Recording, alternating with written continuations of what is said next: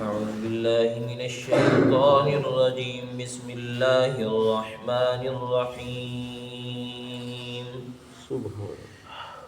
وإذ قال ربك للملائكة إني جاعل في الأرض خليفة قالوا أتجعل فيها من يفسد فيها ويسفك الدماء ونحن نسبح بحمدك ونقدس لك قال إني أعلم ما لا تعلمون وعلم آدم الأسماء كلها ثم عرضهم على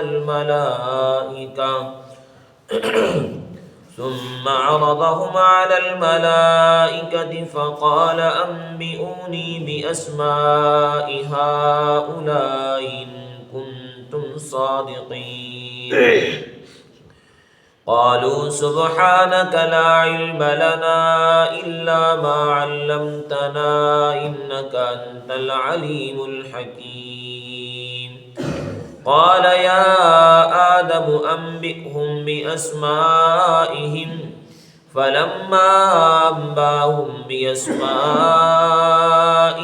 قال ألم أقل لكم إني أعلم غيب السماوات والأرض وأعلم ما تبدون وما كنتم تكتمون صدق الله العظيم. اور جب فرمایا آپ کے رب نے فرشتوں سے بے شک میں بنانے والا ہوں زمین میں ایک نائب، تو کہا فرشتوں نے کیا آپ بنائیں گے اس زمین میں اس کو جو اس زمین میں فساد کرے گا اور خون ریزی کرے گا؟ ہم تیری تسبیح کرتے ہیں، تیری حمد کی اور تیری تقدیس کرتے ہیں۔ فرمایا اللہ تعالی نے کہ میں جانتا ہوں جو تم نہیں جانتے، اور سکھائے آدم علیہ السلام کو نام سب کے سب، پھر پیش کیا ان چیزوں کو فرشتوں پر، پھر فرمایا اللہ نے کہ بتاؤ مجھے تم ان چیزوں کے نام اگر تم سچے ہو۔ کہا فرشتوں نے کہ آپ کی ذات پاک ہے، نہیں ہے ہمارے لیے کوئی علم مگر وہی ہے جتنا آپ نے ہمیں سکھایا ہے، بے شک آپ تو جاننے والے حکمت والے ہیں۔ فرمایا اللہ تعالی نے کہ اے آدم بتلاؤ ان فرشتوں کو ان چیزوں کے نام۔ پھر جب بتلائے آدم علیہ السلام نے ان فرشتوں کو ان چیزوں کے نام، تو فرمایا اللہ تعالی نے فرشتوں سے کیا میں نے نہیں کہا تھا کہ بے شک میں ہی جانتا ہوں آسمان اور زمین کا غیب، اور میں جانتا ہوں جو تم ظاہر کرتے ہو اور جو تم چھپاتے ہو۔ آپ حضرات کے سامنے کل میں نے چند آیات کی تفسیر اور تشریح کی تھی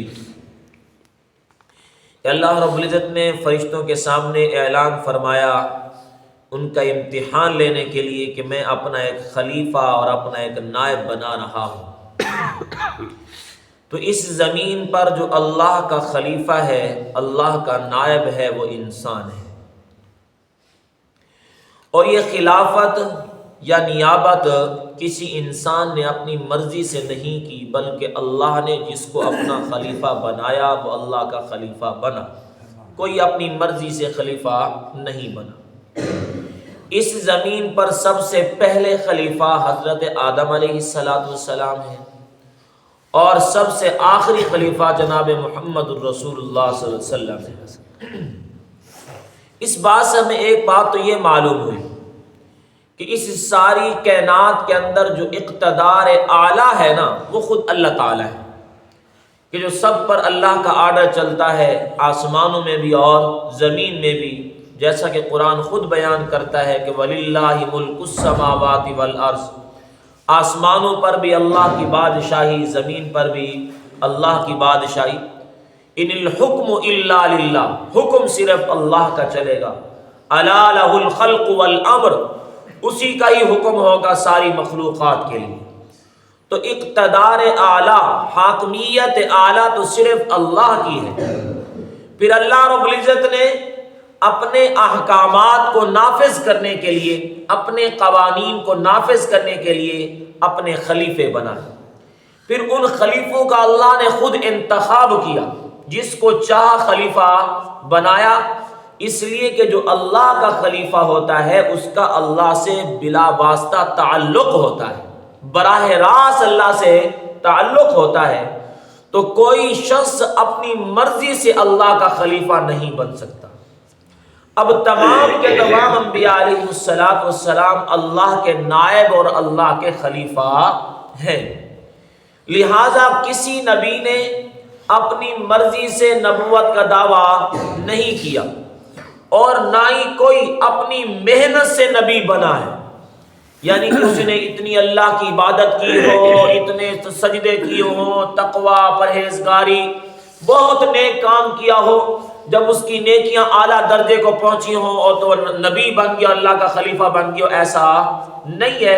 اللہ نے جس کو چنا ہے اپنی خلافت کے لیے، اس کا انتخاب فرما کر اسے اپنا خلیفہ بنایا۔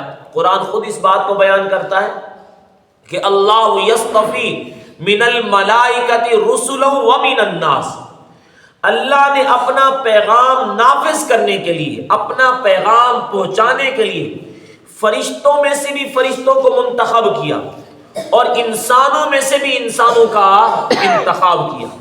لہذا انبیاء علیہ السلام کے پاس جو اللہ کا انتخاب پہنچایا، بڑے فرشتے تھے، لیکن اللہ نے انتخاب کن کا کیا؟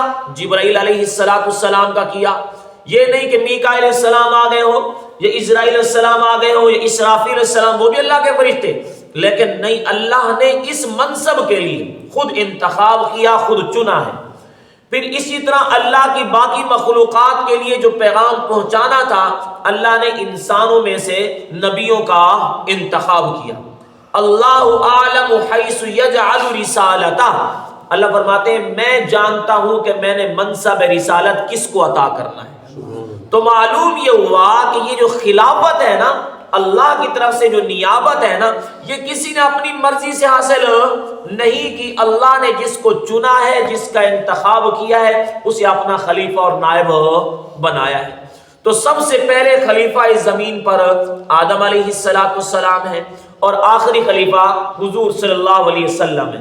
یہ 1,24,000 کم و بیش انبیاء علیہ السلام اللہ کے نائب اور اللہ کے خلیفہ تھے، اور کوئی بھی نبی اپنی مرضی سے نبی نہیں بنا۔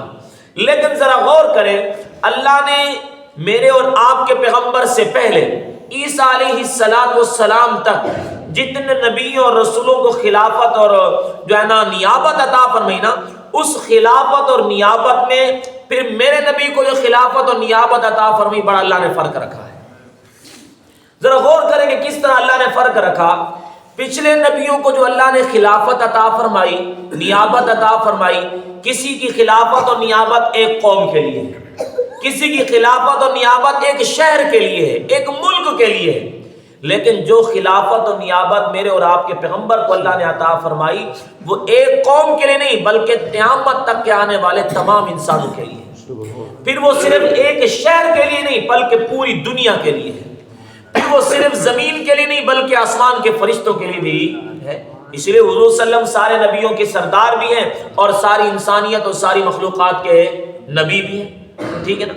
آپ علیہ السلام نے خود ارشاد فرمایا کہ مجھ سے پہلے بنی اسرائیل کے اندر جو خلافت ہوتی تھی، فرمایا ایک نبی جاتا دوسرا نبی آ جاتا، اس قوم کے لیے اللہ کی طرف سے خلافت اللہ نے نبیوں کو عطا فرمائی، اور پھر حضور نے فرمایا میں آخری نبی ہوں، میرے بعد کوئی اور خلیفہ اللہ کی طرف سے نہیں ہوگا، ہاں میرا خلیفہ ہوگا۔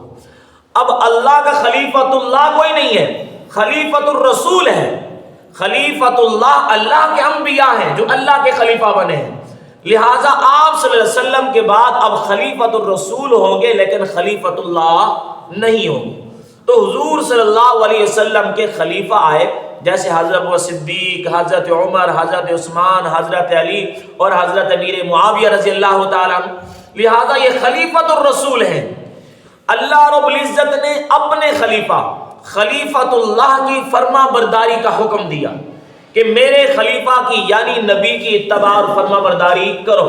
لہذا جو اللہ کے نبی کی، اللہ کے خلیفہ کی اتباع اور فرما برداری کرتا ہے، اللہ کہتے ہیں گویا کہ اس نے میری اتباع کی ہے، گویا کہ اس نے میری فرما برداری کی ہے۔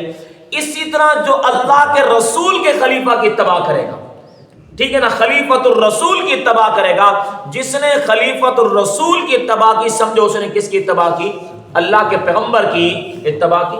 حضور صلی اللہ علیہ وسلم نے پھر اس بات کی وضاحت بھی فرما دی کہ علیکم بسنتی وسنت الخلفاء الراشدین المہدیین، تمہارے لیے میرا طریقہ بھی ضروری ہے، میرے خلفاء راشدین کا طریقہ بھی ضروری ہے، ٹھیک ہے نا بھائی، یہ میں نے آپ کو فرق بتایا۔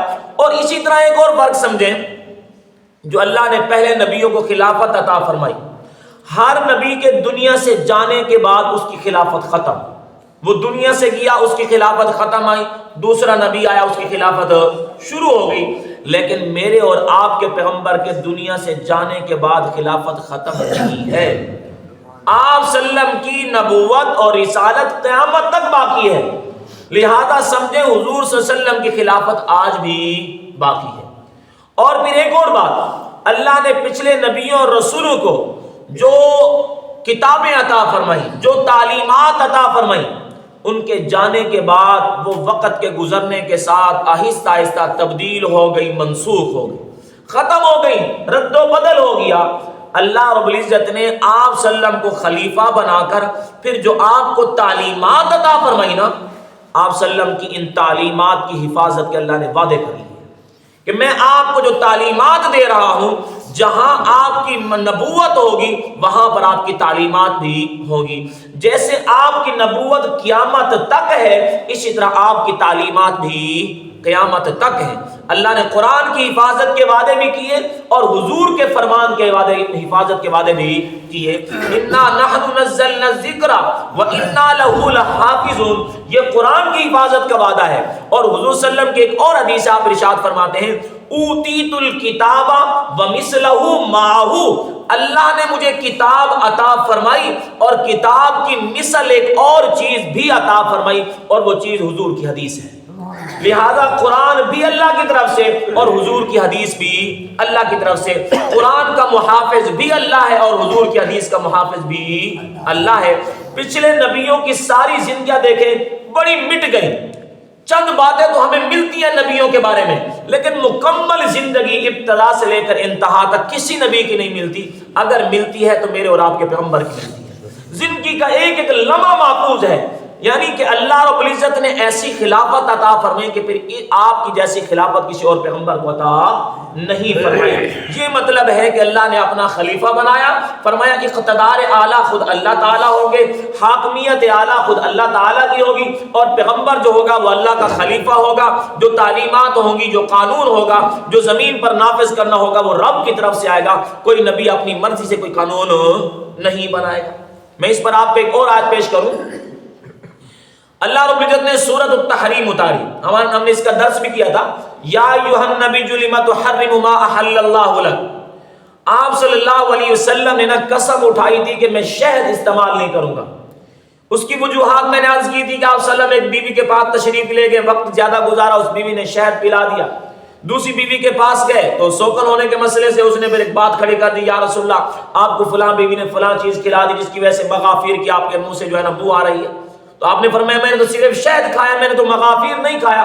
مغافیر درخت پر لگا ایک بوند نما ہوتا تھا جس سے تھوڑی تھوڑی بو ہوتی تھی، اور حضور صلی اللہ علیہ وسلم نے کبھی بو والی چیز استعمال نہیں کی تھی کیونکہ آپ کے پاس فرشتے آیا کرتے تھے۔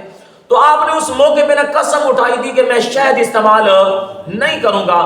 گویا کہ اللہ کی حلال کردہ چیز کو اپنے استعمال کے لیے کیا کیا؟ بلا حرام کیا، قسم اٹھا کر۔ اللہ نے قرآن اتار دیا کہ یا ایھا النبی لم تحرم ما احل اللہ لک، جس چیز کو اللہ نے آپ کے لیے حلال کیا ہے اے پیغمبر آپ اس کو اپنے لیے حرام کیوں کرتے ہیں؟ تو معلوم یہ ہوا کہ پیغمبر جو کچھ کرتا ہے وہ کس کا حکم ہوتا ہے؟ وہ اللہ کا حکم ہوتا ہے۔ پیغمبر کی زبان پر وحی اترتی ہے، پیغمبر کے دل پر وحی اترتی ہے، تو حاکمیت اعلیٰ اللہ تعالیٰ کی ہے، قانون کس کا ہے؟ اللہ تعالیٰ کا ہے۔ تو یہ قانون چلا حضرت آدم علیہ السلام سے اور میرے آپ کے پیغمبر کے آنے تک، آپ صلی اللہ علیہ وسلم تک یہ قانون چلتا ہوا ہے۔